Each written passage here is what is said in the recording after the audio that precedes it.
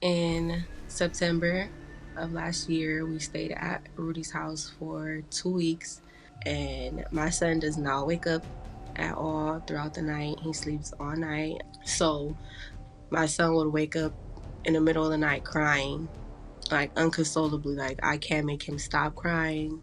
So I mentioned it to Rudy and I said, does he do this with you? Because that's the only time he watches my son, is when he's taking a nap in the afternoon. And he said, no, he don't do that with me. He just act like that with you because you baby him. One time I was giving my son a bath and I had put him on the bed in the room and I dressed him up and I told him, go night night. I went and I was cleaning and I came back and my son had his diaper off and was licking in his butt. So I mentioned it to Rudy the next day. I said, guess what he was doing last night? And I told him and he was like, Rudy's reaction to me explaining to him my son's actions was very questionable. So after the 2 weeks of me and my son staying at Rudy's house and I came back to my shelter, I didn't have my son around Rudy at all after that.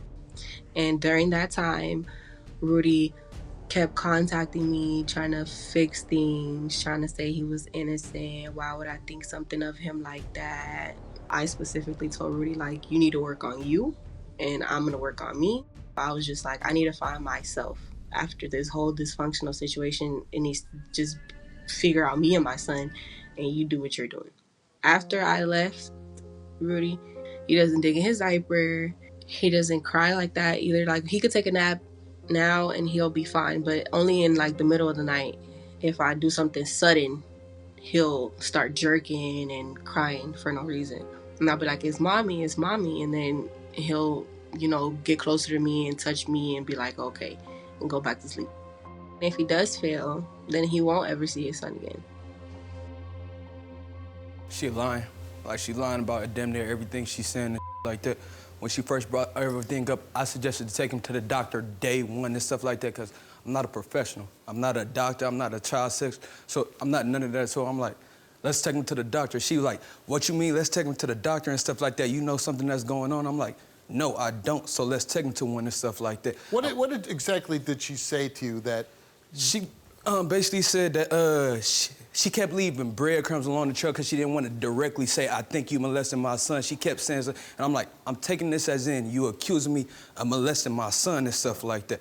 So like bow and stuff like after that and stuff like that, I took her home because I'm like, maybe after I let her cool down for a minute, she think about the situation, it'll die down. Then I hear from third parties and stuff that she basically been accusing me of like that for over a month. And this is your son? Yes, it's my son. I helped deliver him and everything and stuff like that. And it's like, for you to accuse me of this and not give me any type of opportunity to clear my name, Steve, I done took multiple lie detector tests before. I done called police detectives and CPS on myself because maybe I'm like, since you don't believe what I'm saying, if we go talk to a professional or something like that, we can get this situated. She didn't want to come to the police detectives and stuff like that. The CPS people like, she ain't really saying nothing is really going on and stuff like that. We really can't do anything and stuff like that. When did these accusations come about? The accusations came about, like I said, she was already talking to people like literally a month before the 2 weeks that she was staying in my house. When is this time period? About last year or stuff like that, okay. Like right before Christmas or something. Okay, right before Christmas. How was your relationship before the accusations of her kind of accusing you of molestation? With my son or with her? With her. With her, it was...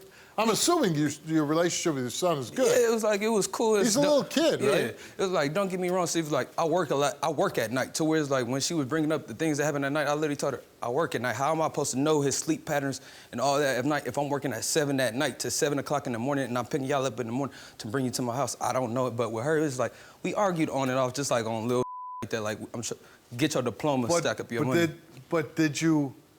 Was it ever good between you and Kimberly?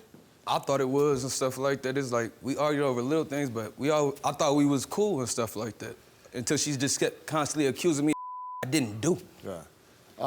And what is, your relationship with your son is a good one?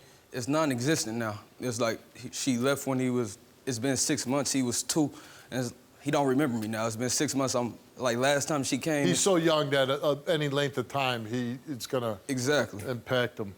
How does that make you feel as a father? Angry, hurt, disrespected, and it's like she didn't give me a single opportunity to prove my name or anything, and anything I did, she was like, it's irrelevant. I'm trying to make myself look innocent. Have you tried to go see your son? She won't let me and stuff like that. Like she, Yeah, but I mean, you have rights as the father. Not according to her. According to her, it's just her child. No police, nobody's interviewing you, nobody's...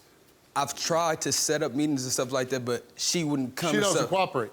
At So my all. point is, if nothing's happening, there's nobody saying you have to stay away from your son, when do you get to see your son? Not at all.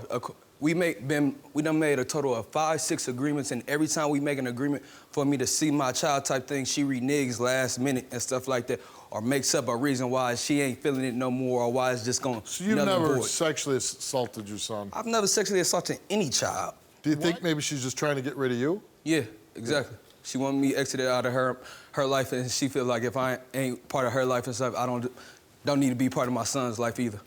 What did you exactly notice to make you think that your son had been molested?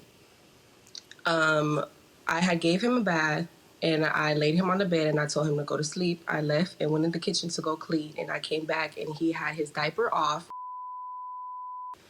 And I told Rudy the next morning, I said, guess what he was doing last night? And he was like, what? And I told him, and he was just like, And I was like, yeah, he was doing that. He's never done that before. And he's like, okay. She lying. So. And my son will wake up in the middle of the night crying for no reason. Or like when he take a nap, he would, in the middle of the day, he'll wake up crying for no reason, unconsolably, for at least 10 minutes. And I know how long 10 minutes is. So I have recordings of me trying to put my son to sleep and him just crying for no reason with his eyes closed, his body jerking. I'm like, what's wrong? So in your heart, you believe that Rudy did something to your son? Yes. Yeah. I don't leave my son with nobody else. Lying. He's the only person that watches my son. I don't leave my son with nobody else. Did you go to the police? I called CPS and I told them what had happened, and the lady told me that it wasn't she didn't think that the case was founded because of his doctor saying that it was anal itching and like I said, when I took him to the doctor, The doctor thought it was a rash? Yeah. And then I told him, did it look like he could have been touched? And he said if he were to be touched, it would be harder to tell on a boy than it would be on a girl. Okay. So even though the doctor says, he might be touching himself there because of the rash, you still believe that Rudy did something inappropriate? Right, because I know my son. So we asked you, did you ever place your hands on Kimberly in an aggressive manner, causing injury, bruising, marks, or pain at any time? You answered yes. You told the truth. This is this incident last October. Did you at any time physically strike, punch, or hit Kimberly? You answered no. You did not tell the truth. Did you at any time touch your son for your own sexual gratification? You answered no, and you told the truth. You gonna give me an apology now?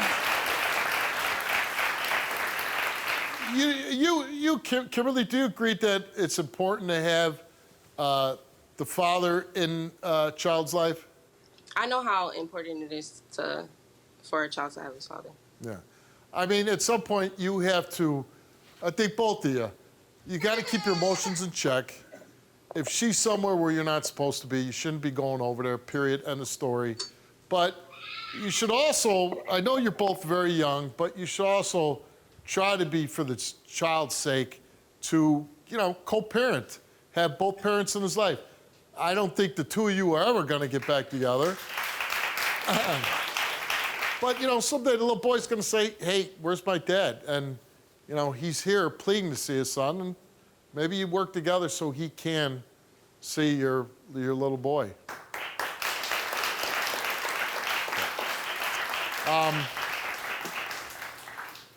Sorry. I understand where you're coming from, and if it doesn't work, you go back, and if meetings change and you get pushed off, like I said, then you got to take legal action and get rights so you can see your son.